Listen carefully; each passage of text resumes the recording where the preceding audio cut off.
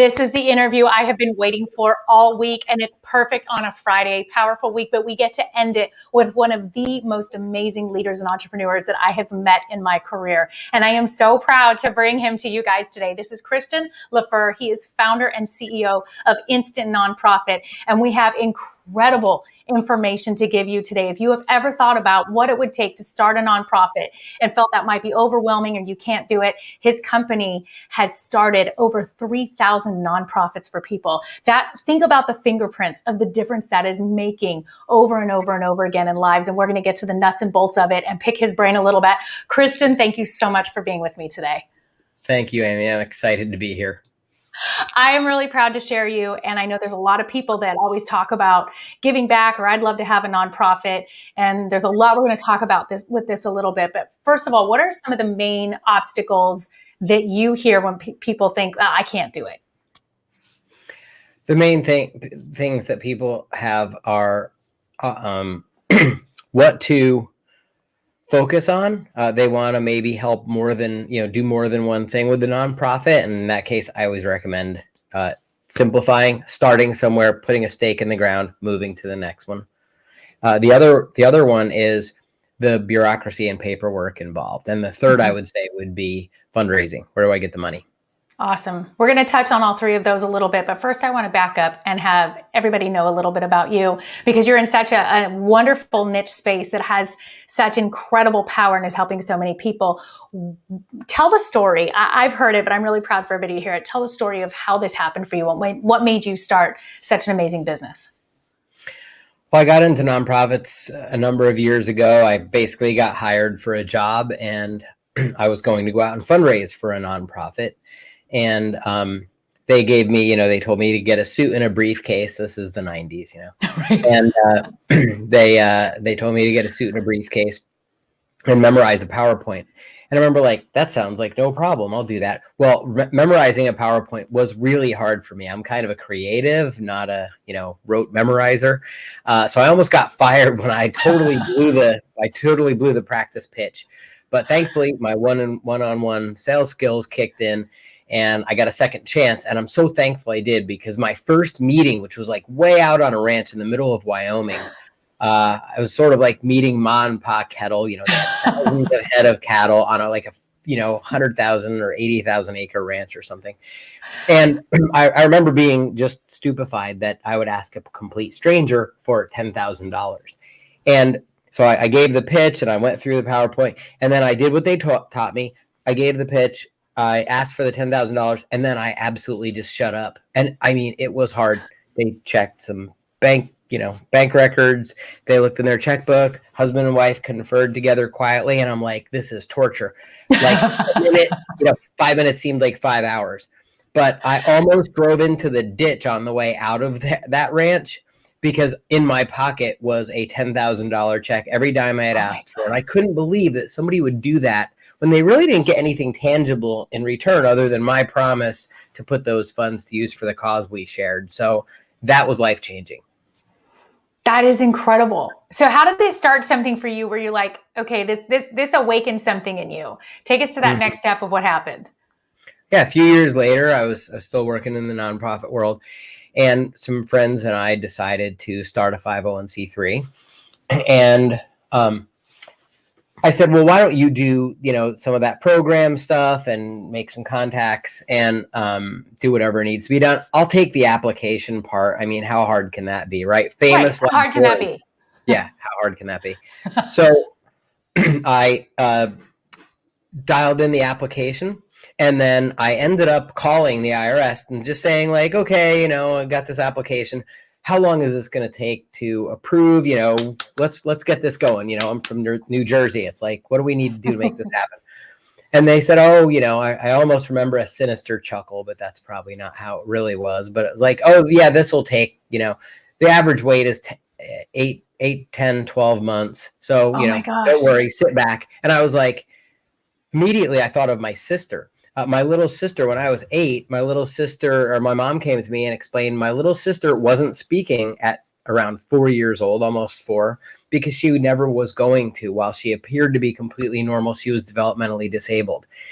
And so I grew up around things like Special Olympics, where my sister would always get second place in track because she'd be in the lead, run over to the stands to high five all her fans, and then the other kid would blow by her. And then she'd get, Oh, that's so cute. oh my gosh. So she taught me how to be a human, that kid. So, Oh, I bet.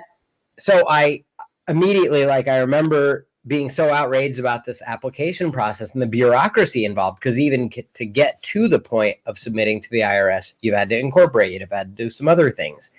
And I remember being just morally outraged that, you know, it shouldn't be hard to do good. And that's now the tagline on our website, because what I did was I cold called into the IRS, probably about 15, 20 extensions north and south of that phone number. I just changed the last couple of numbers, knowing that I'd probably get somebody in the IRS exempt organizations department. And somebody would pick up and I'd get a couple of questions asked, and then, you know, they'd have to go. I eventually got one agent who sat there and gave me all the answers I wanted. What makes an application a nightmare? What makes it really easy for you? And like, what would make your day as somebody sitting at a desk processing these things? What would the perfect file look like? And I curated what I called and still call, a love letter to a bureaucrat. And I volunteered for a second organization. I used that for the first organization, and I got like a 45-day approval, 60-day approval. Wow. And then another organization I found in town needed help. And so there was a billionaire who had just sold his company for over $1 billion to Oracle. And he would match any dollars that this little private school could in rural Montana, this little private school that was opening.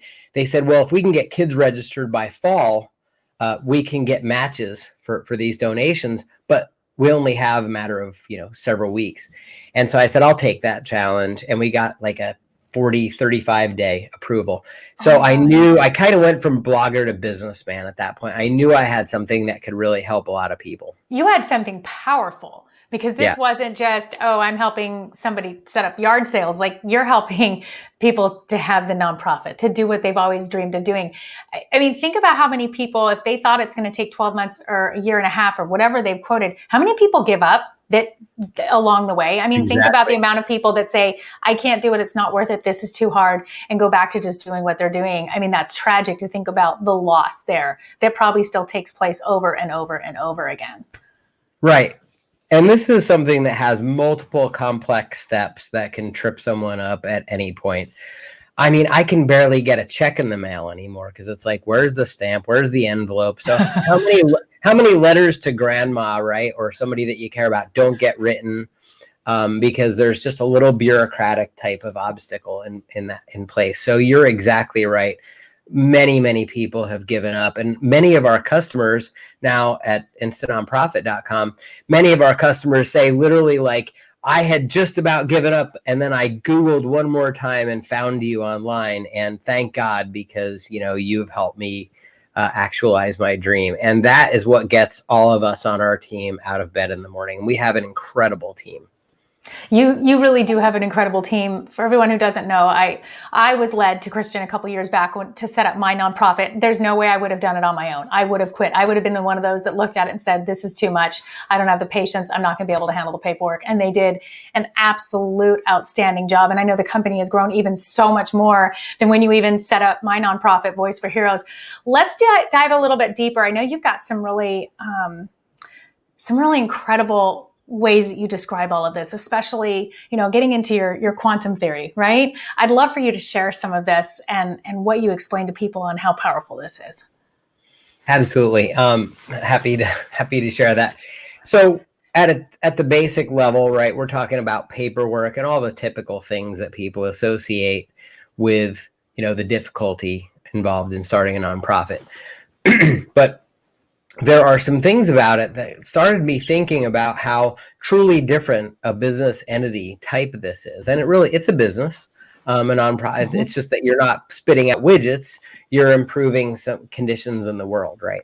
And so that's what people are essentially, your customers, your donors are buying this like better world. But I was thinking about how, aside from the paperwork and all the things that it's a given, like we have, a great reputation for doing that stuff and just taking all that burden away so you can focus on your mission. But what are the other things that come with having a company, a business, an entity, whatever you want to call it? A nonprofit elevates you into a complete other dimension. And the reason is the intention, right? The cause that you have really puts it into a special class of organization. And I started, I've been reading about quantum theory, quantum mechanics, quantum physics, and there's a concept called superposition. And the easiest way to explain superposition is things existing in multiple states at the same time. And it might not be the perfect example, but like a light photon, right? A photon, which is what makes light, is particle. It acts like a particle, but it also acts like a wave. And this has fascinated scientists. And there's also theories where electrons don't really spin around an atom. They sort of pop in and out of existence between particle and wave. And there's this theory where these things can exist in multiple states. And I started understanding how that is the same thing. It applies to a nonprofit because there are so many ways that you can not only grow, but you can completely pop into another dimension through a nonprofit in a number of different ways. And so I call it the quantum entity now. And people have really latched onto that concept because it can take, if you're in business and you have a world that you live in, starting a nonprofit alongside of that business can just elevate you and catapult you to completely different domains. It's incredible. I think business leaders and entrepreneurs are probably not even aware of how much that this space can help support their business and all their efforts, from tax reasons, everything. Dive that a little bit on where you see so much missed opportunity with people not realizing that they can add this and do this and have it be such a beautiful benefit. Yeah, absolutely. The main three ways that I like to look at superposition are there's the network that you're in, right? There's the circle of people that you associate with. And so people are used to going to business events, for example, networking events. And so you're going to maybe meet someone in a similar industry or maybe a different industry, but it's like, hi, this is what I do, etc. And there's a connection there and people connect as individuals. But when you apply the concept of superposition and you go to a nonprofit event and you are surrounded by people who are in philanthropy, who are in actualizing a different world, you're really encountering some powerful, amazing people that maybe don't exist in your current business circles and that you would never meet at a business networking event. And you're able to connect with them on something where they don't have their guard up. They're not, like, are you trying to sell me something? Right. When you go to an event and you say, I share your heart on this issue, this thing that I want to change in the world, there's a connection that's made that's incredible. Now, can some business come out of that? Absolutely. And I'll just give the quickest example. I love Tim Ferriss. I'd like to meet Tim someday, but he's pretty successful. And if you try to get to Tim through his gatekeepers or whatever process with a business idea, probably not going to happen because Tim has made his money and now he's interested in expanding psychedelics for use in treating people with PTSD and all kinds of things like that. So I have an interest in those things as well. We've started nonprofits that are advancing that cause. That's where I'm going to meet Tim Ferriss. If I go to an event that has to do with advancing those treatment modalities and I say, hey, I've got this model that we just got through as a nonprofit. What do you think of this? All the guards are going to be down and the connection's going to be made at the heart level. And from there, you're going to get a sit down and a coffee in a way that you just never could otherwise with people, Warren Buffett, you think of, Sir Richard Branson, all kinds of amazing people whose life purpose, once they've made it, is to, or even before they've made it, while they're making it, people want to change the world and they start that process much earlier than they used to alongside of their business. I agree. I definitely see that people are wanting to start that a lot earlier. And even, today's generation, I even look at, the teenagers that are around me, they all just have such a passion for like, okay, we have to change the world now because you guys have screwed up our world. We need to get Right, involved right. and we need to do things to make a difference. Please help us. Thanks a lot for what you did. So I think we're going to see a big movement with our new upcoming young adults saying, wow, they may want to jump into this space right away and not wait till they're in their 60s and say, now I'll start a nonprofit. I think you're going to see a whole new wave. And taking that the next step then. So let's say, those watching right now and they've piqued an interest and like, okay, so you set up my paperwork. I know there's so much more to that. Walk us through what your company literally is like. I feel like it's just this giant nonprofit hug. Walk through what you guys do and what a big deal that is to really help entrepreneurs start their nonprofit in a real way to success. Sure. The difference between, there are certain things that need to be done, whether you're a little league team or a local PTA or somebody who wants to go out and solve world hunger or provide clean water all over the world. Either way, there's some basic things that need to happen. And so that's part of our package and our process either way. And we have a very simple 3-step process where we speak to our customers in English. We translate all of the government speak, IRS, state level, et cetera, into English. We gather that information in as minimally painful a method as possible. And people often do all of their nonprofit work with us for smaller nonprofits, especially in 20 minutes. And then we take the burden and we go through all of the processes from there. So that's one way that we do it, is kind of translating what is really kind of like Chinese to a lot of people with the bureaucratic processes, and walk you through that step so that you get the letter from the IRS with your approval, which is so exciting when we have a little party every time we hear that from our customers. Yeah. But there are all these little steps in between that that need to happen to get that result. The second thing is people need a 101 level at least of how to manage their nonprofit.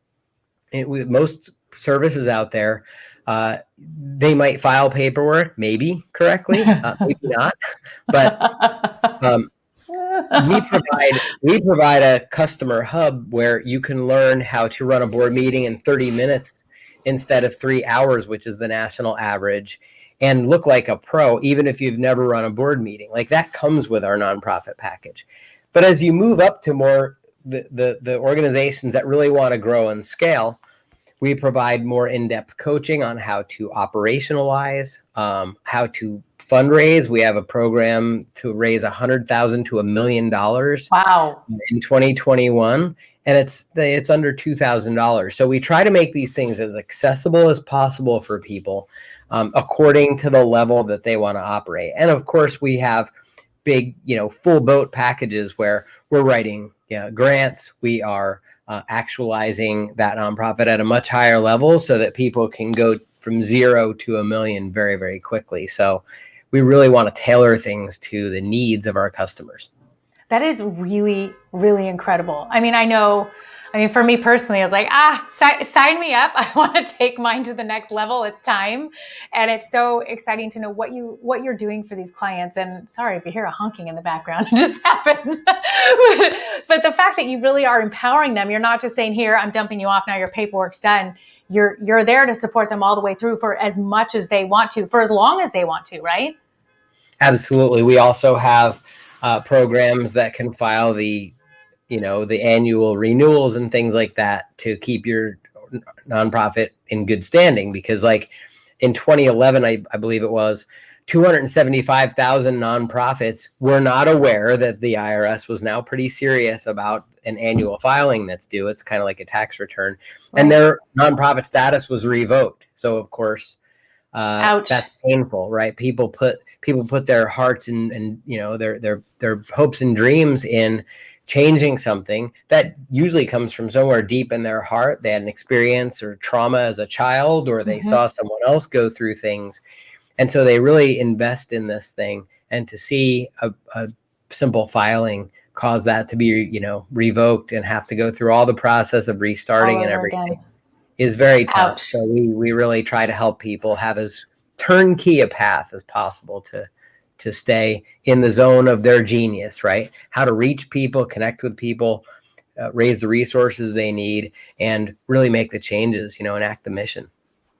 It's a really incredible story, Christian, with you starting as a child, knowing that your sister needed those resources. Your family needed resources of people that said, hey, we're going to start a nonprofit to make sure that these families have their needs met.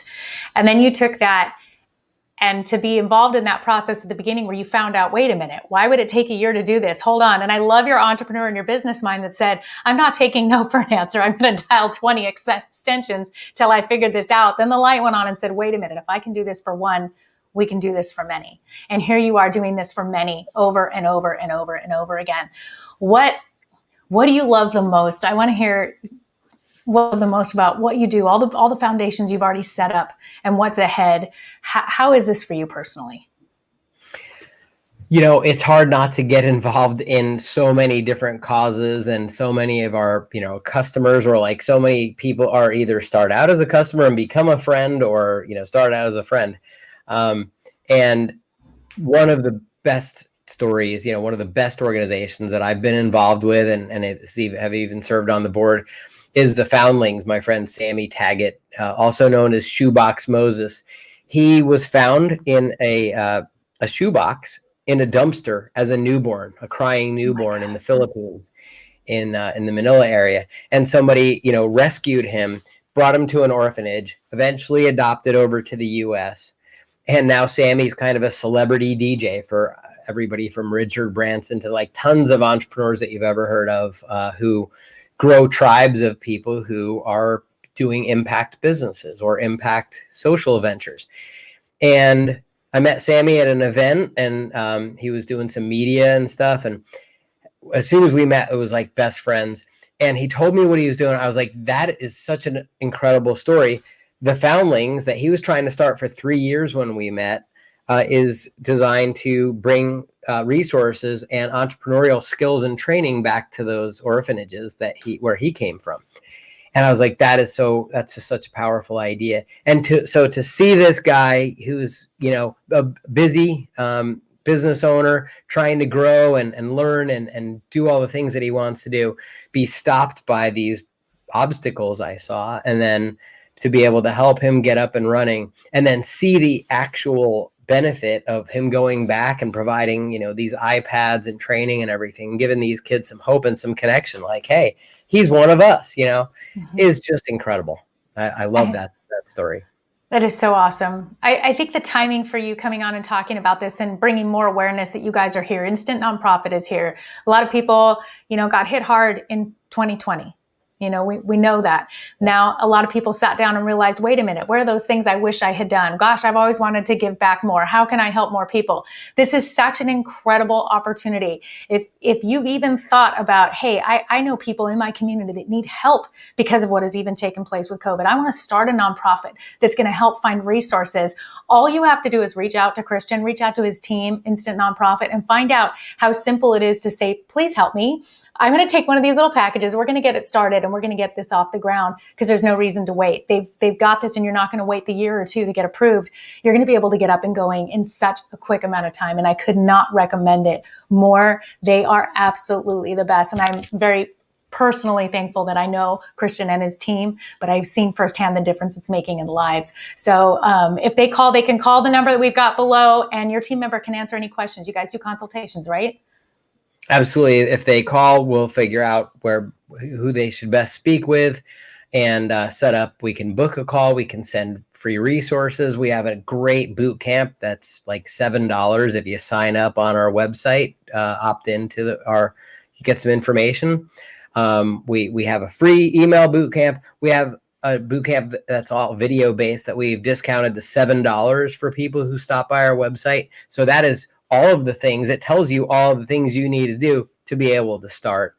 And then we can take it from there. And, people are very generous. And so many people have lost their jobs, or they're stuck at home and they're wondering what's the next chapter bring of their lives or of work. And there are literally $4.3 trillion in nonprofit assets in the U.S. About 1 out of 8 jobs in the U.S. is a nonprofit job. And there are so many billions, $240 billion a year given by individuals and corporations every year You can tap that by starting just with your friends and family, raise the money to get a nonprofit going, and then you can get the help that you need going forward and literally create a whole new career for yourself that is so much more fulfilling than it might be in a cubicle or in a job where you've been for a while. So we're seeing some of that kind of come out of COVID. That's awesome. So I don't want to put say there's a silver lining to everything, but there is a way. But there's opportunity. Yeah, there's absolutely. opportunity to create silver linings. There's opportunity to still give back in the midst of pain and hurt and suffering and different changes in this world. We can still find ways to persevere and go through and say, how can I make a difference? And you have the perfect place for people to literally plug in and say, wow, I can make a difference without even worrying about it. It's so much easier than you think. I recommend everybody at least go on, get the $7 boot camp, call, get some information, and find out what that would look like. Even if it's not for you, you probably have a friend or a loved one or a neighbor or a colleague that says they've always wanted to do this. This is the perfect company to do it. And Christian, I'm going to have you back on again soon too, because I want to talk about some of the misconceptions of nonprofit. Let's talk about some of the tax benefits of nonprofit and get into some more hyper-specific target conversations if you're up to doing that in the next weeks. I would love to do that. I was just on a real estate podcast about how to use a nonprofit to do so much good, and also, just elevate what you're doing in business in a way that's really positive and win-win. It's powerful stuff. Thank you so much. Absolutely. Thank you so much. It was great to be here, and I can't wait to do it again.